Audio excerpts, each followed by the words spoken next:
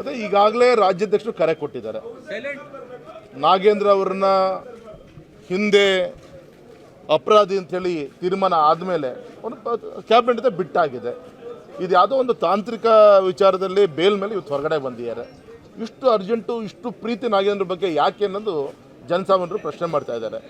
ಯಾಕೆಂದರೆ ದಲಿತರಿಗೆ ಪರಿಷತ್ ಪಂಗಡಕ್ಕೆ ಕೊಡುವಂಥ ಹಣವನ್ನು ನುಂಗಿರೋದು, ಅದು ಯಾವ್ಯಾವ ರೂಟಲ್ಲಿ, ಎಲ್ಲೆಲ್ಲಿ, ಯಾವ್ಯಾವ ಎಲೆಕ್ಷನ್ಲಿ ಸದುಪಯೋಗ ಆಗಿದೆ ಅನ್ನೋದು ಎಲ್ಲದೂ ಕೂಡ ಗೊತ್ತಂಥ ವಿಚಾರ. ಇಡಿ ತನಕ ರಿಪೋರ್ಟನ್ನು ಕೂಡ ಈಗಾಗಲೇ ಸಬ್ಮಿಟ್ ಮಾಡಿದೆ. ಪ್ರೆಸ್ ಮೀಟ್ ಮಾಡಿ 80 ಕೋಟಿನ ನಾವು ಹಿಂದೆ ತಂದಿದ್ದೀವಿ ಅಂತ ಹೇಳಿದ್ದಾರೆ ಸರ್. ಈಗ 80 ಕೋಟಿನ ವಾಪಸ್ ತಂದಿದ್ದೀವಿ ಅಂತ ಹೇಳಿದ್ದಾರೆ. ಫೈನ್. ಅಂದರೆ ಕಳ್ತನ ಮಾಡಿ ಮತ್ತು ಕಳ್ಳ ಮಾಲನ್ನು ವಾಪಸ್ ಕೊಟ್ಟರೆ ಕಳ್ತನದ ಒಂದು ಜವಾಬ್ದಾರಿಯನ್ನು ಕಳ್ಕೊಳಕ್ಕೆ ಸಾಧ್ಯನಾ? ಹಾಗಾಗಿ ಅದು ಹಾಗಾಗಲ್ಲ. ಕಾನೂನಲ್ಲಿ ಏನಿದೆ ಅವ್ರ ಮೇಲೆ ಆ್ಯಕ್ಷನ್ ತೆಗೆದುಕೊಳ್ಬೇಕಾಗತ್ತೆ.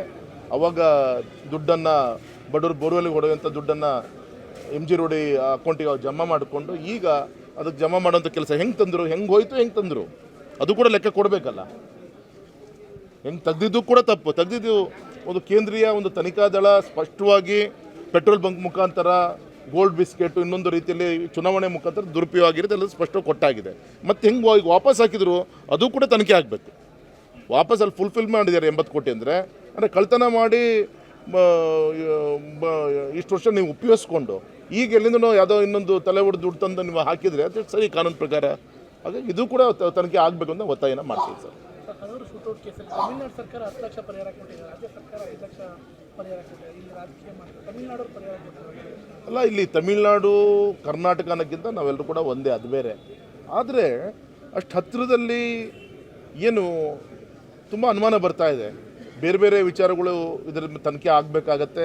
ಅವ್ರು 3 ಜನ ಇವರೇ ಕಳಿಸಿದ್ರ, ಇವರೇ ಶೂಟೌಟ್ ಮಾಡಿದ್ರ, ಬೇರೆ ಬೇರೆ ವಿಚಾರಗಳು ಏನಾದರೂ ಆ ವ್ಯಕ್ತಿಗಳಲ್ಲಿ ಇತ್ತ, ಇವ್ರನ್ನ ಡಕಾಯಿತರು ಅಂಥೇಳಿ ಆ ರೀತಿ ತೋರಿಸಿ ಅವ್ರನ್ನ ಶೂಟೌಟ್ ಮಾಡೋರು ಅವರಲ್ಲಿದ್ದಂಥ ವಿಚಾರಗಳನ್ನ ಮುಚ್ಚಾಕೊಂತ ಷಡ್ಯಂತ್ರ ನಡೀತಾ ಚಪ್ಪಲಿ ತಂದಿದ್ದಾರೆ. ಹೊಸದಾಗ ಆಗ್ತಾನೆ ಸ್ಟಿಕ್ಕರ್ ಇರೋ ಚಪ್ಪಲಿ ತರದೆ ಅಂಥ ಹೊಸ ಚಪ್ಪಲಿ ಹಾಕೊಂಡು ಒಂದು ಕಾಡಲ್ಲಿ ಹೋಗೋದು ನಿಜಾನ?